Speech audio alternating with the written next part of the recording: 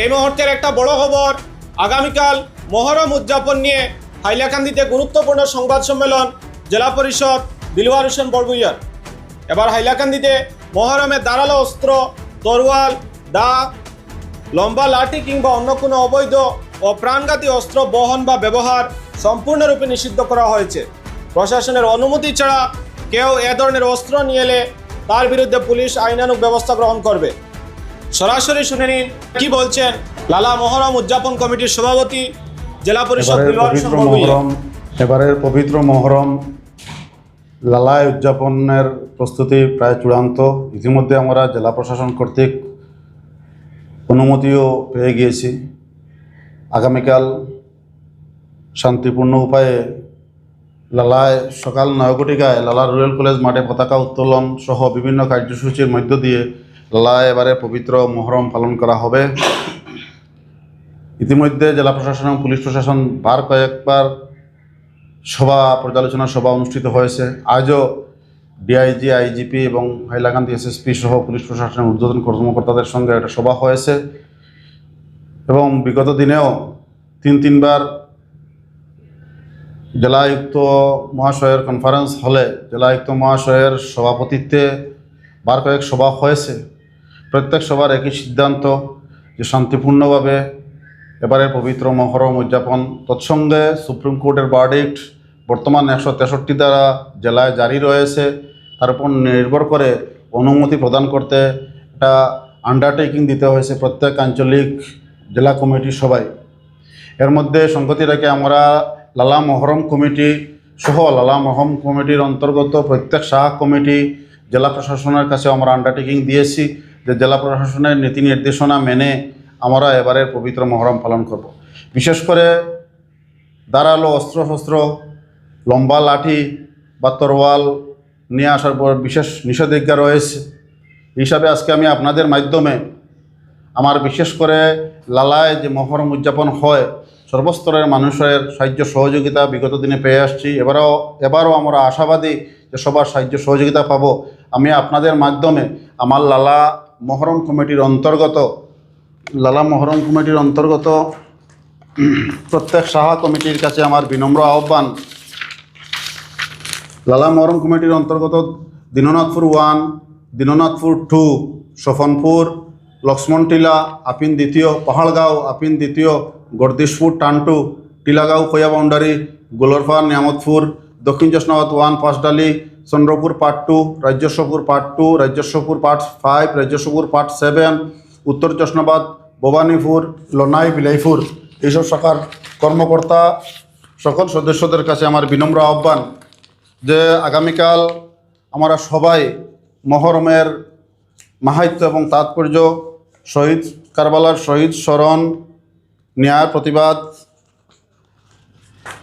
অন্যায়ের প্রতিবাদ এবং ন্যায় প্রতিষ্ঠার যে মহান উদ্দেশ্য তার প্রতি লক্ষ্য রেখে আমরা শান্তিপূর্ণ উপায়ে জেলা প্রশাসন, পুলিশ প্রশাসনের দেওয়া নীতি নির্দেশিকা মেনে আমরা এবারের পবিত্র মহরম পালন করব। এবারের মহরমে যাতে আপনাদের সবার অবগতির জন্য জানাচ্ছি জেলা প্রশাসনের সেই নীতি নির্দেশনা অনুযায়ী কোনো ধরনের ধারালো অস্ত্রশস্ত্র আমরা আনব না এবং আনতে পারবেন না। যদি কেউ ধারালো অস্ত্র, তরোয়াল বা লম্বা লাঠি, দা এভাবে কোনো অস্ত্র বহন করে নিয়ে আসেন, শোক মিছিলে অংশগ্রহণ করেন, তাহলে জেলা পুলিশ প্রশাসন আইনানুগ ব্যবস্থা নেবে এবং যার জন্য লালা মহরম কমিটি কোনো ধরনের দায়ী থাকবে না। ইতিমধ্যে আমরা লালা মহরম কমিটির অন্তর্গত প্রত্যেক শাখা কমিটির সদস্যদের নিয়ে কয়েক আমরাও সভা করেছি, সবাইকে অবগত করেছি। আজকেও আবারও আমি আপনাদের মাধ্যমে সবাইকে আহ্বান জানাচ্ছি যে আমরা শান্তিপূর্ণ উপায়ে শোক মিছিল করব, আমরা বিভিন্ন কার্যসূচি সম্পন্ন করব এবং জেলা প্রশাসনের দেওয়া সেই নির্ধারিত সময়, নির্ধারিত রুটে আমরা শোক মিছিল নিয়ে লালা রুরাল কলেজ মাঠে প্রবেশ করব। আমরা কোনো ধরনের অস্ত্র বহন করব না। আমরা সেই সিম্বলিক লাঠি নিয়ে শোক মিছিল, তাজিয়া বা কোনো ধরনের ডিজে গান কেউ বাজাতে পারবেন না, তার উপরও নিষেধাজ্ঞা রয়েছে এবং যেটা আমাদের ইসলামিক নিয়ম নীতি অনুসারেও গানের উপর সম্পূর্ণ প্রহিবিটেড রয়েছে। যার জন্য আমি আহ্বান করব বিশেষ করে আমার লালা মহরম কমিটির প্রত্যেক শাখা কমিটির, লালা মহরম কমিটির প্রত্যেক কর্মকর্তাদের আমরা এবারের পবিত্র মহরম একটা উদাহরণ স্থাপন করব, শান্তিপূর্ণ উপায়ে লালায় মহরম পালন করব। আমরা কোনো ধরনের যাতে ধারালো অস্ত্র বা তরোয়াল প্রদর্শন করব না, খেলার উপযোগী লাঠি নিয়ে আমরা শোক মিছিলে অংশগ্রহণ করব। নির্ধারিত সাউন্ডের মাধ্যমে আমরা জারি গানের মাধ্যমে দিয়ে আমরা শোক মিছিল নিয়ে লালায় প্রবেশ করব। আমি বারবার আহ্বান করছি, কেউ যদি কোনো ধরনের ধারালো অস্ত্র বা লম্বা তরোয়াল বা লম্বা লাঠি নিয়ে মিছিলে প্রবেশ করেন, তার বিরুদ্ধে পুলিশ প্রশাসন যথাযথ ব্যবস্থা গ্রহণ করবে, যার জন্য লালা মোহরম কমিটি কোনো ধরনের দায়ী থাকবে না। ও আগামীকালকের প্রায় প্রস্তুতি সম্পন্ন হয়ে গিয়েছে। সকাল 9 ঘটিকায় লালা রুয়েল কলেজ মাঠে পতাকা উত্তোলন হবে। তারপর এই দীননাথপুর, পাড়গাঁও, টান্টু, দক্ষিণ জশনাথ, পাঁচটালি, চন্দ্রপুর অত্র এলাকার সব আবদুল্লাহপুর পয়েন্টে জমায়েত হবেন। সেখান থেকে আমরা শোক মিছিল করে চন্দ্রপুর মাঠে যাব, চন্দ্রপুর পয়েন্টে যাব।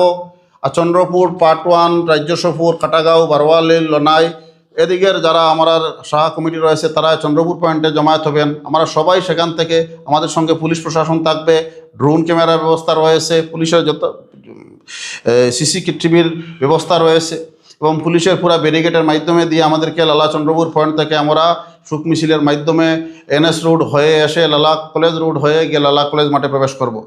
আমরা আশা রাখবো এবং সবাইকে আহ্বান জানাবো যাতে আমরা সবাই 12:30টার মধ্যে দিয়ে আমরা লালা মাঠে প্রবেশ করি। তারপর লালা কলেজ মসজিদে আমরা জুম্মার নামাজ আদায় করব। তার পরবর্তীতে সিম্বলিক হিসাবে আমরা এই জারি গান বা লাঠি খেলার প্রদর্শন অনুষ্ঠিত হবে। তার পরবর্তীতে বেলা 1 ঘটিকা থেকে 2 ঘটিকা 3 ঘটিকা থেকে আমরা যে আমন্ত্রিত অতিথিবৃন্দের সেই পবিত্র মহরম তাৎপর্য সম্পর্কে বিস্তারিত আলোচনা হবে, প্রাসঙ্গিক বক্তব্য রাখা হবে।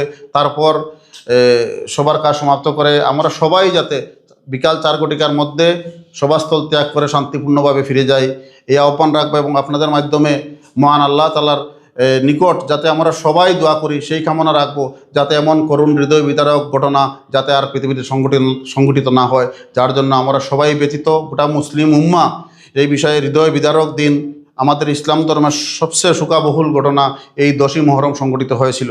যার জন্য আমরা সবাই খেয়াল রাখতে হবে আমরা এদিন অন্য কোনো ধর্মাবলম্বীর যাতে বাবাকে আঘাত দেওয়া না হয়, কোনো ধরনের উশৃঙ্খল যাতে না হয়, কোনো ধরনের উৎসব যাতে পালন না করি। আমরা এদিন মনে রাখতে হবে আমরা শোক মিছিল, শোকাবহ দিন আর তার তাৎপর্য যাতে বিনষ্ট না হয় তার প্রতি সবাই লক্ষ্য রাখার জন্য আমি বিনম্র আহ্বান জানাচ্ছি।